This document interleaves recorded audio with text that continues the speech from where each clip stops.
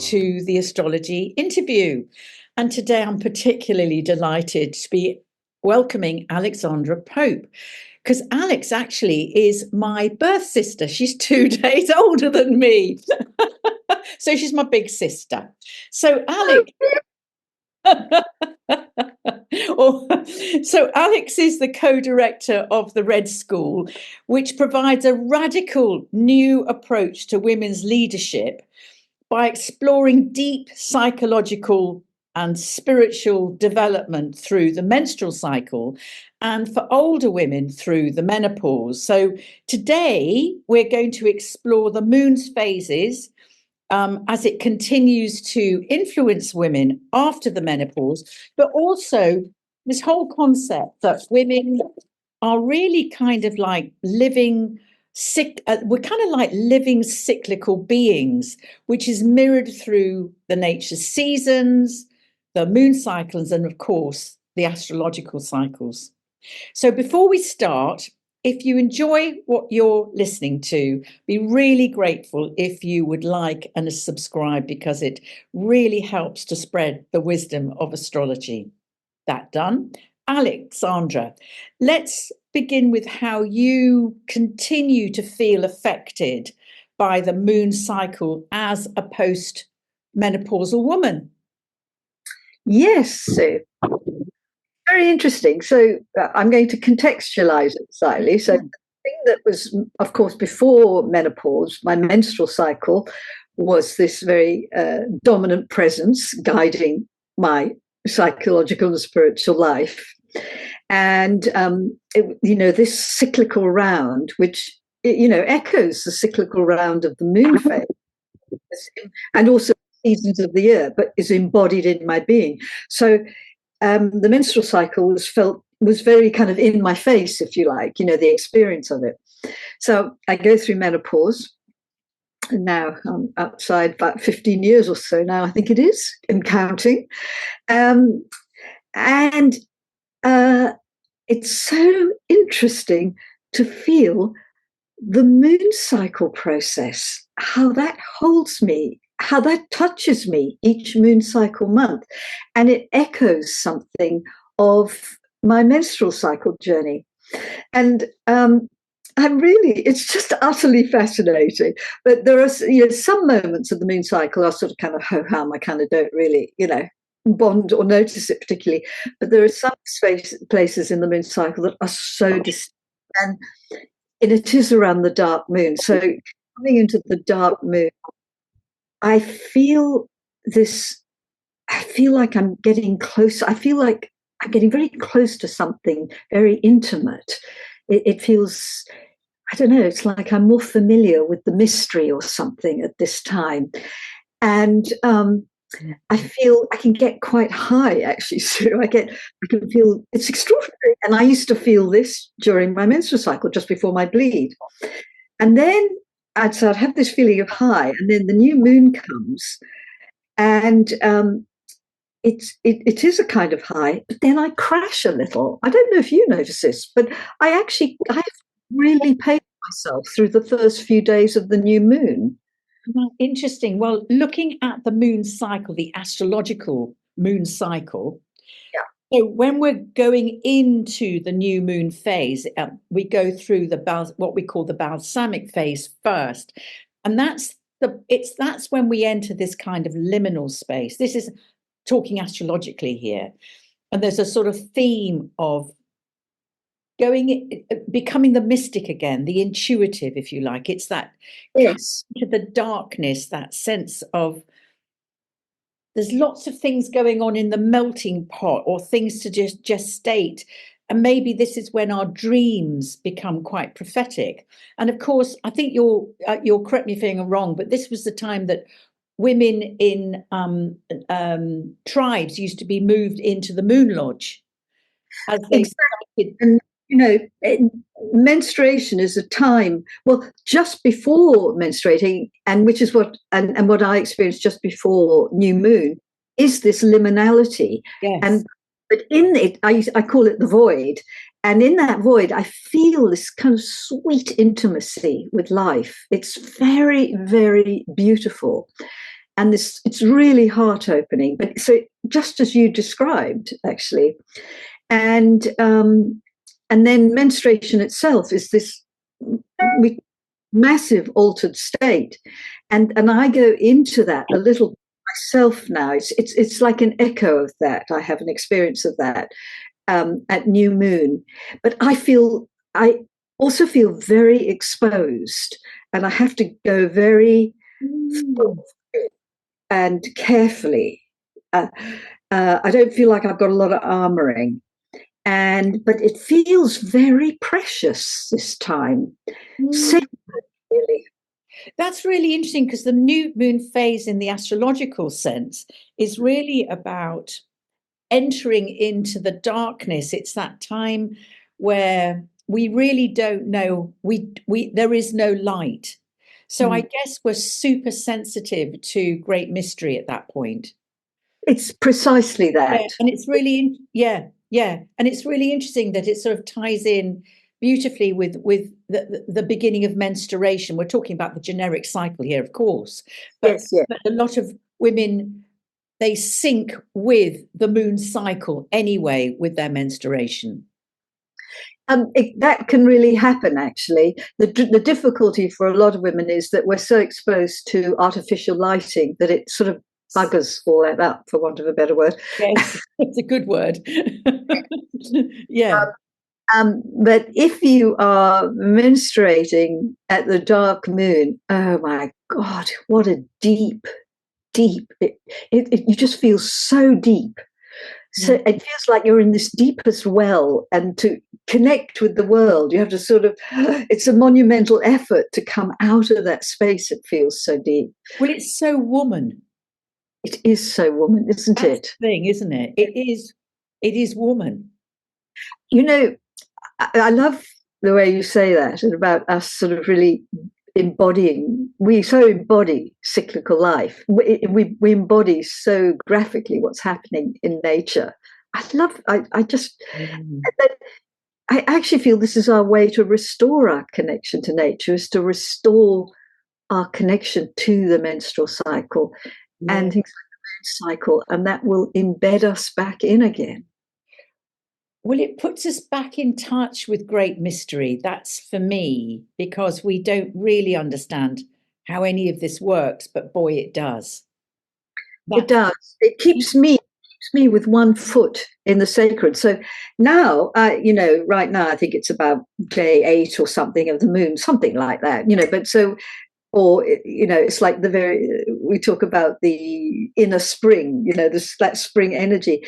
And it's so interesting how I have now lost that intimacy. I mean, it's a sort of vestigial memory in it, but I'm not feeling it as an all-consuming experience. And I'm feeling so much more out in the world and becoming more worldly, and still a little vulnerable, actually. But it's much more about a kind of action and doing something in the world now. Rather than this, it was so delicious. It was so good feeling it. I mean, I didn't share that with you. I never shared that enthusiasm for the menstrual cycle with you. You did that for me, which was really great. But I'm very, very up for being post-menopause, and the journey of post-menopause, and how that also is very much mirrored in the cycle of the moon. And it's almost like when we have that sense of, we're still cyclical. We have to be, because we're woman. We have to be. And so this sort of sense of you having this sort of resonance going on. After the full moon, we go into what we call the crescent phase. And the crescent phase is this sort of sowing seeds.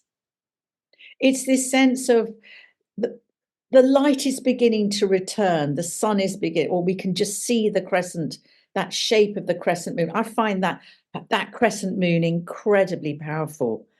Isn't it? Incredibly powerful. It is so distinctive. Something is emerging, isn't it? It's so moving, actually, just to see it in the sky. And it's that possibility again. Yes. The possibility. this sliver of light in the dark, this possibility of new life and of some, of new something. I mean, it's not so much menopausal. It's not so much about life, where it could be if we were still menstruating, because that's when you become fertile again. Oh, I'm thinking of the sort of birth of possibility of ideas, yeah, of being.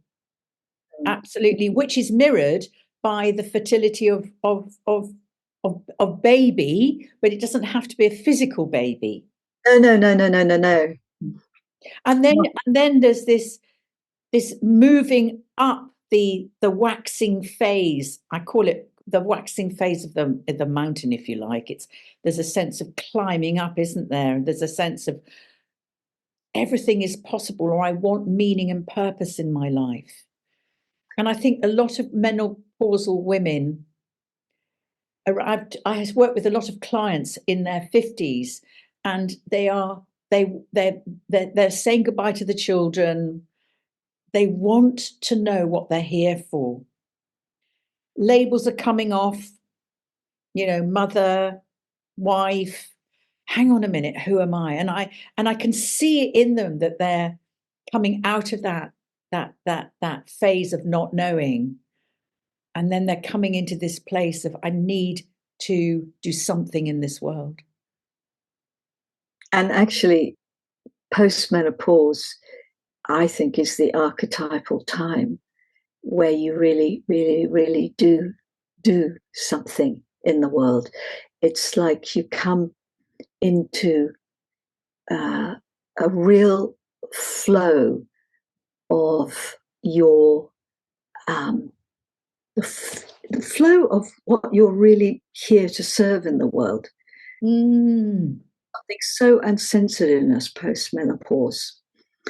And as you navigate your way into post-menopause life, you really do come into this enormously creative phase where you realize your ideas. You're really carried by something. If you allow yourself to be. Yes. I do know, there's a lot of women who've gone into the menopause, in my experience, and they're like, oh, well, I'm done, and they, they do whatever they need to do, and it's fine. But the women that want to enter into the later stage of the heroine's journey back to themselves, gosh, they're exciting. Incredibly exciting. But I was going to say, just to echo what you just said then, it's how you've met menopause that will set you up for that creative flow afterwards. If you've just battled menopause and coped just to get through, and it's hard to find that momentum post-menopause. But if you've been resourced enough and supported enough and sort of understood the dynamic of what's going on at menopause, it awakens this extraordinary creative power that really comes to a fullness of expression. And in my experience, working with women in their early 60s, there is this sense of being called. They don't necessarily massively know what it is, but there is this sense of I was just working with somebody yesterday, and she has this calling. She's been called out, and she's going, but what does that mean? And it's that's great mystery. You have to work with great mystery, and great mystery for my understanding of it. That's when the great synchronicities happen, and the coincidences, and the universe. That's how the universe speaks to us, and how that leads them the step forward. And I said, well, this is a time when perhaps the book falls in front of your feet when you're walking past a bookshop, or your eye is caught by a poster, and it's something you've always wanted to learn. Or do you know what I mean? Or you listen to something on a radio and it's, that's it. Yes, I feel like we're being spoken to at all sorts of levels now, Sue, yes. and directed. There's a direction that is coming through us. So your brain can't work anything out, but if you are connected to yourself, this postmenopause life has a kind of guidance and momentum to it. But you do have to be connected to yourself. And in that connection to yourself, you really open up this capacity to follow synchronicities and signs and clues about what it is you must do or want to do. It's extraordinary, actually. I mean, I really feel magic at work. Oh, yes. I mean, oh, yeah. Oh, yeah. I mean, I honestly, post-menopause, I felt like now I was really, magic now was really available in the way it wasn't. I mean, it was always been available, but now suddenly I'm in closer proximity to it, or I can feel it more. And yeah, I can follow those clues. Yeah, and then with so I would say at this point when we're feeling called out, we're kind of standing at the first quarter moon of the waxing. We're still building up to what is it, and then we reach something called the gibbous phase, which is this desire to really work, or you're kind of there's a drive to do something that's really important in whatever the context that this is. And don't forget, this could be looking after grandchildren, but doing it differently. You know, there's so many different ways of women being called to their calling. Called to their calling, and whatever that is, I think that's really important. You emphasize it could be being with your grandchildren, because it is about what feels like the yes in you, what feels, it's like this inner warmth of, this is what I'm contributing. Yes. This is how I am serving. So it may be something, within your community or family. Yes. Or it could be something, on the world stage. Well, I had no idea I was going to become an astrologer. None. Absolutely. I turned 60. I'd no idea. Bingo. Here I am 10 years later. And that has taken me by surprise. So I'd say to a lot of older women in their menopause when they're feeling a call, that don't be surprised by anything. No. And actually don't dismiss the wild, random thoughts that come from nowhere. And you go, oh, but how am I going to do that? Do not question it. Just give credence to it. And then there's some kind of weird momentum that starts. Yes.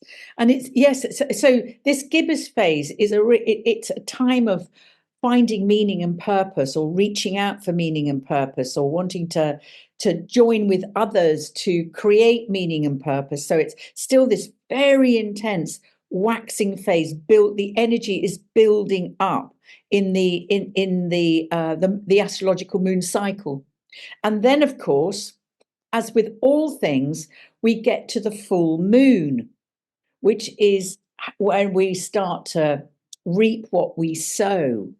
It's a culmination point, and I'm interested how you've experienced that. It's so interesting, this. Wow.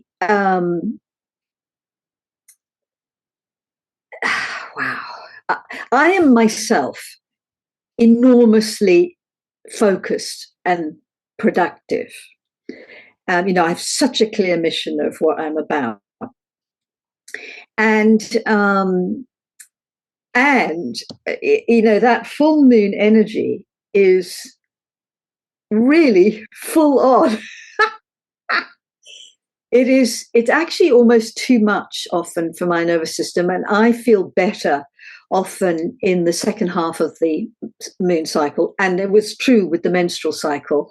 I found the ovulatory energy, it was like I almost didn't know myself. I lost connection with myself. And then the moment I came into the second half, which we'll talk about in a moment, the moon cycle, so I was like, oh yeah, I'm connecting back again. Yes, I know myself. It's almost like it's too high, And I'm going, I've got vertigo, So, but some people really, this is just a really good energy for them. I mean, they have the kind of constitution, but I actually have to be very careful around full moon, not to lose connection with myself and get carried away, actually, and lose my sort of nervous system composure, if you like.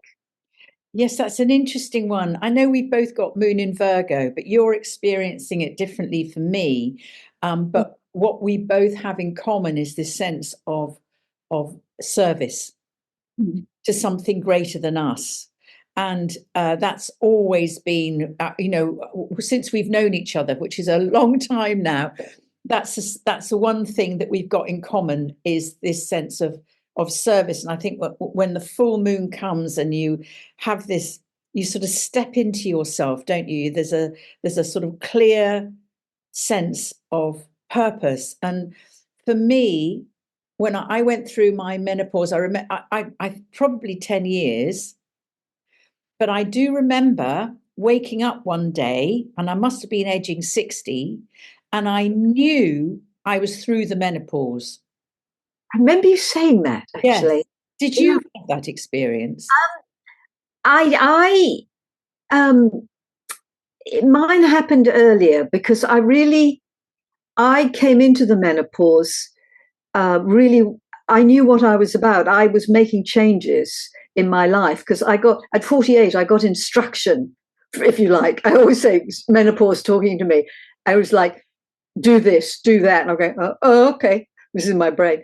And I thought, well, how the Jesus am I going to pull this lot off? And but it took me 7 years, and really I was kind of not quite stepping out of menopause, but sort of at the tail end of it. Sort of 7 years later, this was around 55.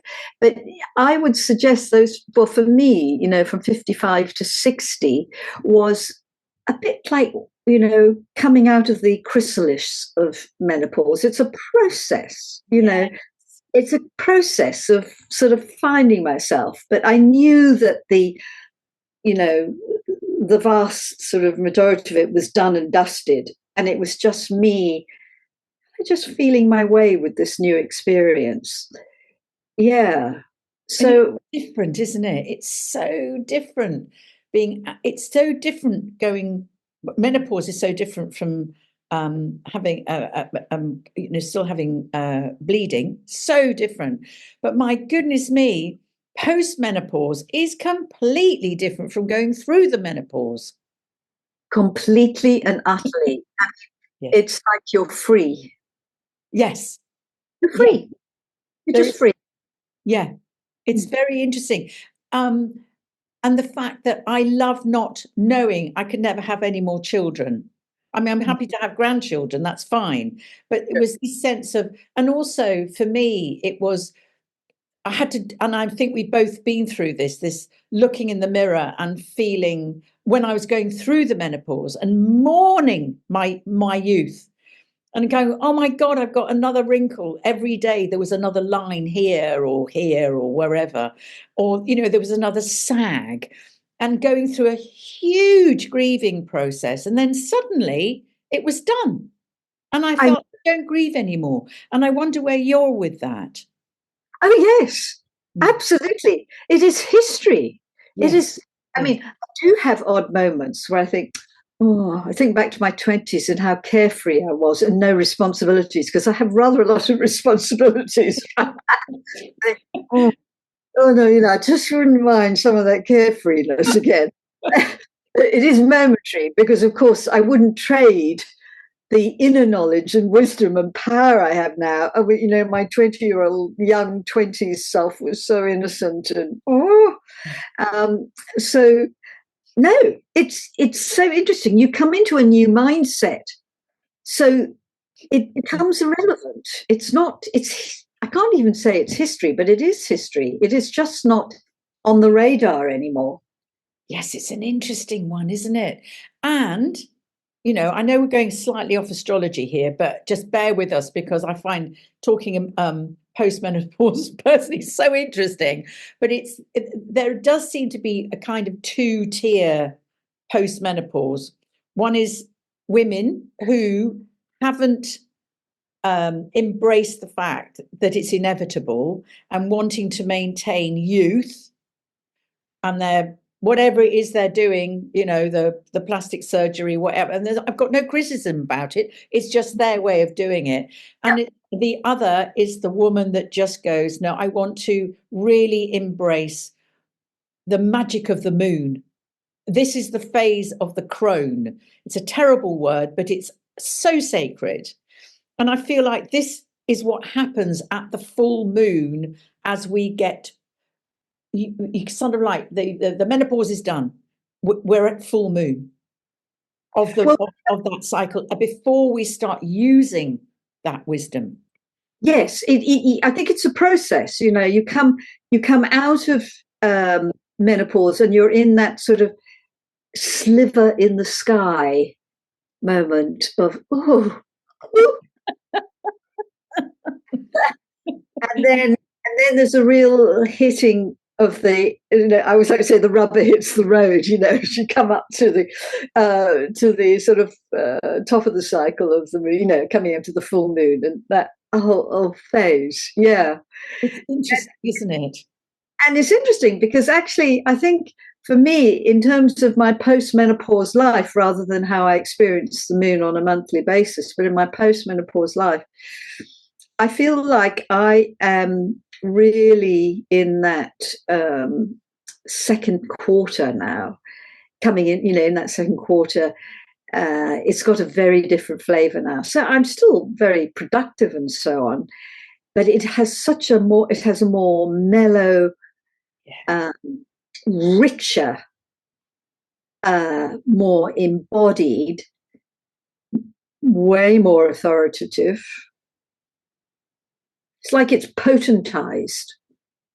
Yes, it's called this is called the disseminating phase. It's the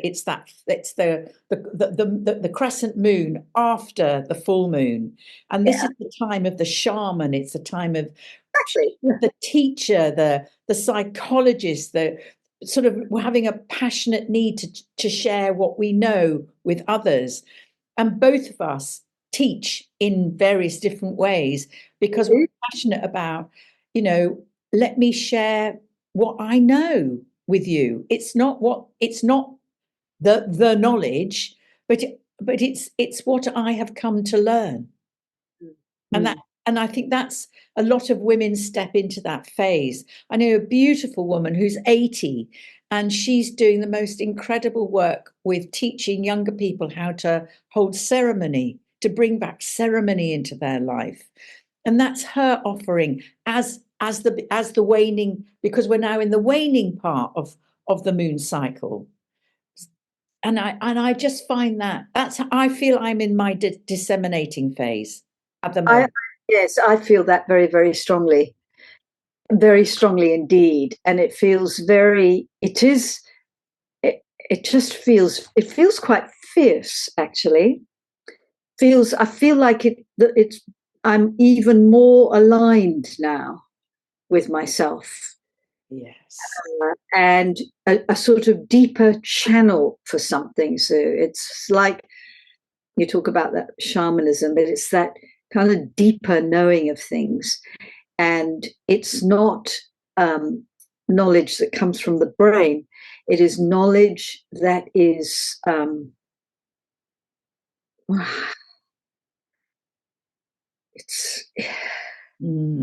it is a knowledge that's earned.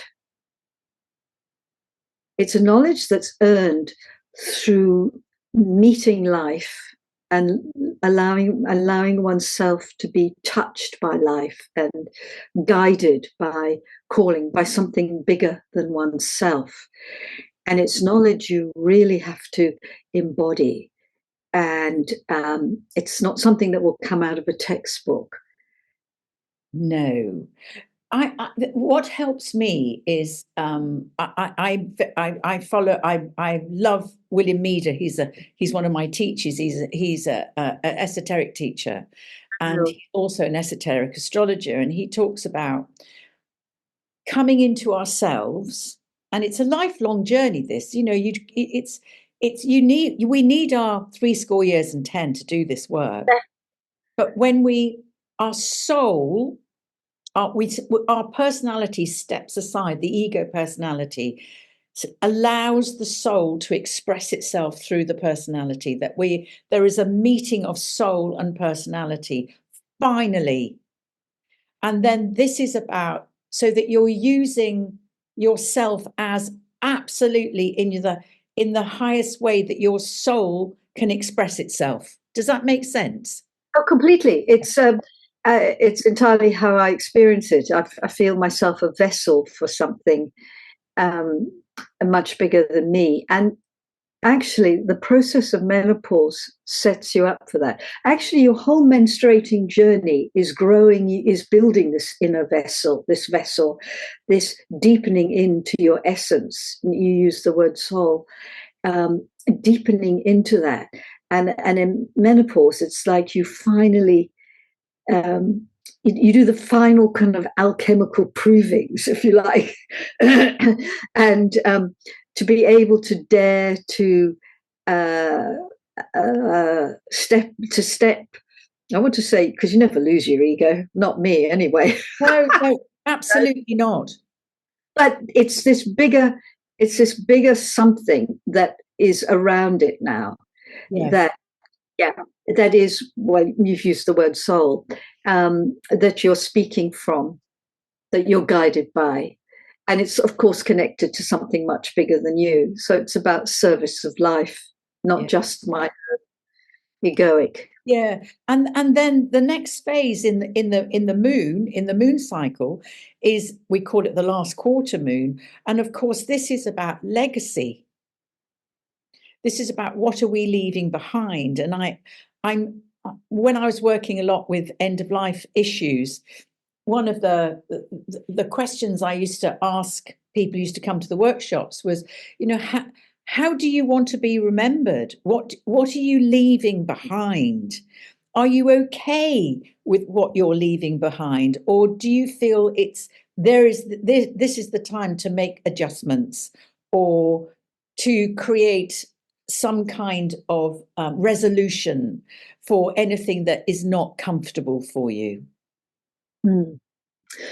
I love that. I'm smiling because this very question of legacy came up quite spontaneously for my colleague, Shani, who I work with at Red School.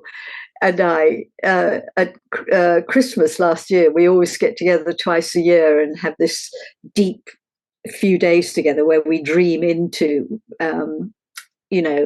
what's coming, what's needed. And we know we come into it empty-handed. We don't know what's going to come through. And then suddenly we find ourselves talking about legacy, because, of course, we were sort of doing the numbers and thinking, you know, I'm not going. We suddenly realised I wasn't going to live forever. She's 24 years younger than me, so she still thinks she might live forever. Whereas we suddenly realised, oops. So yes, it's so interesting now to suddenly be conscious of this thing called legacy, and it's just emerged, and we're now sort of putting things in place to start to realize that, actually. And to, you know, for me, I maybe I'm between the disseminating phase and the last quarter, but for me, I'm taking my dying process incredibly seriously, because I want to be fully prepared. I don't want to be going to my deathbed with stuff that I don't want to take on. I mean, past lives or whatever, future lives, who knows? But I want to feel at peace when I die, that I've done the very best I can with who I am. I love the way you speak about that, Sue. Well, for me, it doesn't make sense not to enter into, and this is the waning phase of the moon cycle, of the older woman, which is about really knowing that we're going to die. It is it's part of the deal. And enabling I'm not ready to let go yet. I know that. I absolutely know that. But I know there will come a time when I will go, I am done. Because of all the preparation that I'm willing to embrace, and also understanding the moon cycle. I think it's such an important process for us all. And I just wonder where you are with all of that. I do love hearing you speak about that. And I think, I feel that, well, two things. One is that it's so interesting, the menstrual cycle process, each menstrual month. At the end of the menstrual cycle, there is a moment where there is this void moment, as I described, and it's a real death moment of the ego. And I feel like that has really exercised me, set me up well for something. And then, of course, menopause itself is a massive lesson in death and rebirth. So there are like all these preparation grounds for something. And so now, and also it's really helped me to meet the process of getting older, just generally, of allowing, it's hard to put into words, just bear with me. There's a real, so as I am connected to cyclical consciousness, I feel cyclical in that connection. Cyclical consciousness guides me into the end of my life cycle. So I can feel, for instance, when I turned 70, I felt I had to go through quite a negotiation on the inside around that shift. And that has now set me up, I feel, for this next, I can imagine living into my 80s. I don't know if I'll make 90. I'm not sure about what, but how long. But it feels like a shift came into me that repositioned me around getting older, and the fact of death, because I often think about death. And what I'm experiencing in my life is this constant invitation into oneness, into meaning, and into oneness. And the more I'm with that, death is it's kind of part of that story, I think, for me. Well, it is, isn't it? I mean, it's the ultimate adventure. It is, yeah. Into the unknown. And I've always said that our entire life is a spiritual and psychological preparation for death. And it's about obviously embracing the life that as much as we possibly can, because some people they're dealt or they pick up some pretty tough cards on the way. I'm not saying that everybody should have a hunky-dory life, because it doesn't work out like that. And as we know, people are having suffering all over the world at the moment, hugely, and we're going through this massive change. So even in there is a whole dying process going on at the moment for humanity to look at and learn from, if we choose to learn. But going back to the personal, I feel like when we go through the last quarter phrase, the understanding about legacy, the understanding or the acceptance that we actually are going to die, that enables us to enter again into, we're back in the balsamic phase, which is it's that moment of the liminal phase, the not the being here, but the not being here. And I see a lot of people who are very active in their 70s, and sometimes when they get to later 70s and 80s, they kind of go, do you know what, I'm done. I just want to have I want to take time out now and contemplate and think about things, and address the fear of what this means to be free of this physical body. Mm. Mm. Mm. Yeah. Back again in the new moon phase. Exactly. And the next new adventure. And we don't know what that is, Alex, You but know my what God, that is? oh, we don't. But it is interesting how the whole menopause journey you can actually put against the astrological moon cycle phases. Well, yes, I mean, I think of menopause itself as like the dark moon moment where you're dying and reborn, coming out. And it's that coming out of menopause, that post-menopause phase up until death, the phases that you move through in that. And actually mirror this moon cycle. And actually it's I love the container of the moon or the reference to the moon. It gives a kind of holding for my life, a kind of a reference point, or I don't know, it's a subtle holding, just pacing the journey of the moon. It's just a little ritual each day, where I'm feeling myself within it. And it keeps me connected to when I can get lost in all the jobs I have to do. It actually also keeps me connected to something bigger than myself as well. It's a lovely ritual. And it kind of fills me full of awe. Yeah. In this sort of sense of, oh, there's something so much greater than me going on. And I always think that because of light pollution, we've forgotten to look up, or the moon cycles are obscured because we live in a kind of a country that rains a lot. Oh my God, does it rain at the moment? But all this sense of losing the connection with the magic of the cycles, and as that's been your work, it's about bringing all of that back, hasn't it? It has. It's really building this intimate connection to something that is pacing me. And I think the other thing for me, which I find really interesting to finish off here, is actually looking at the planetary cycles as they play out through our life, and I think this is true. I think for the first 40 years of our life, if we're blessed to get there, and lots of us do, it's kind of like we're at kindergarten. We're learning the basics of life.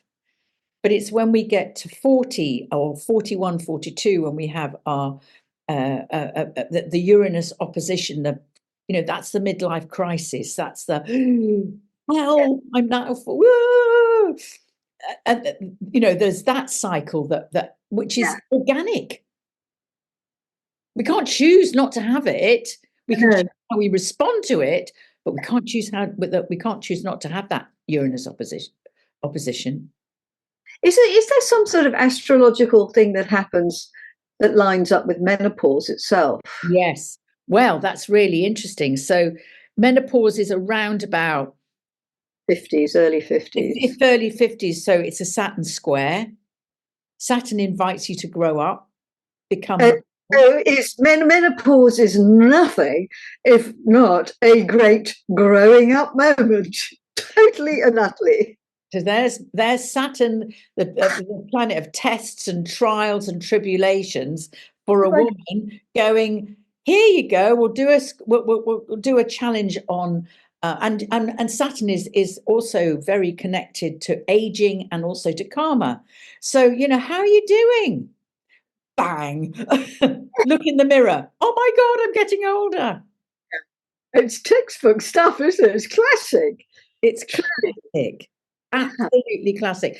And then at 54, we have a Jupiter opposition, which can often sometimes feel like a kind of a bit of a burst of energy of I've got to do something with my life. I can't just get old. And it's really interesting. A great friend of mine she got a call. She's 55 now, but I think she got the call at 54 to become an MP. So she's one of the new influx of MPs because she's passionate about making change from the inside. So Jupiter's come along and expanded her vision of how she can be in the world. That's wonderful. It's fascinating, isn't it? And then at 59, bingo, second Saturn return. So how have you been doing the past 30 years since the first one happened?